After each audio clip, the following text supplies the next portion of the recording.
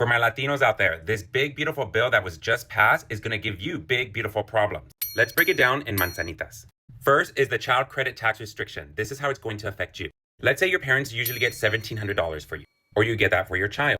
Well, now it's only going to be $1,400, and if one of your parents is undocumented, they might not get anything at all, even if they're paying their taxes. Second is the global remittance tax, which Mexico's president was talking about. It's a double tax.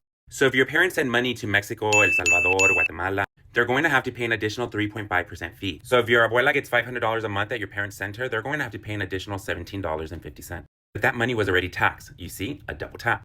Third, Medicaid requirements. Oh, you guys. This is like health insurance from the government, okay? Your mom is at home taking care of your little sister. She's going to have to prove that she's working or volunteering somewhere. Because if she's not, she might just lose her Medicaid, even though she's at home having to take care of your younger siblings. Also, they're adding an increased Medicaid fee. So if it costs $5, $10 to go to the doctor, now it's going to cost $25, $30.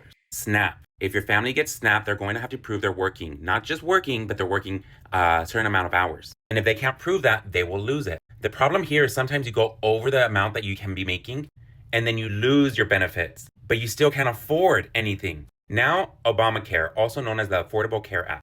Many of us have insurance through this system, and it's prorated depending on the income of the household. So if your family is only paying $50 right now, it might go up to $100, $150, $200. Many families can't afford that, and they'll just stop paying for health insurance. Pell Grants, you guys, education. They don't want us educated. If you think going to college right now is hard, it's going to get harder. You might not qualify for enough money, or when you graduate, you're going to have to pay higher interest rates than what you're paying right now. Increase Medicaid verification. So right now, I think it's every 90 days or every 120 days that you have to submit paperwork. If you miss a deadline, you might just lose all your benefits. They're also targeting mixed status households. So if you're a citizen, but your mom isn't, but your dad is, and your sister is, your family might lose tax credits, which means, so for instance, many families use their credit cards, and at the end of the year, when they get their income tax back, they pay off those credit cards. Well, now you might not get as much as you were before. The non-child dependent is getting removed as well. So before, if your abuelita lived at your home, you could claim her on your taxes. Well, not anymore.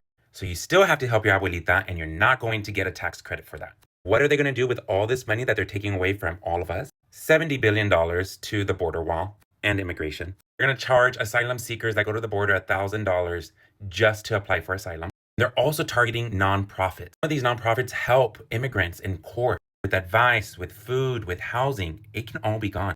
The government now, Trump, can take away their nonprofit status just because he doesn't like it. Just because he thinks it's wrong. He doesn't have to have any proof. He can just take it away. I know this was a lot of information, but please share. People need to understand how this is going to implicate them, how it's going to affect them and their households.